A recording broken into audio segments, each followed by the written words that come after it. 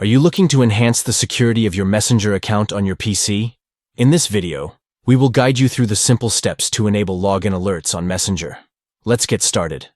First, open messenger.com on your web browser. Then, click on your profile picture located on the left side of the screen. Next, select Settings and Privacy, followed by Settings. Now, navigate to Security and Login in the Settings menu. Locate the option for Login Alerts and click on the Edit button next to it.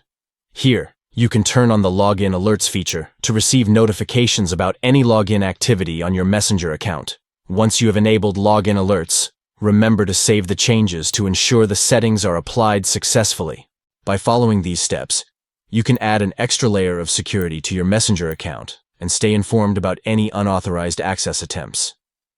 Keep your Messenger account secure by enabling login alerts today. Thank you for watching, and stay safe online.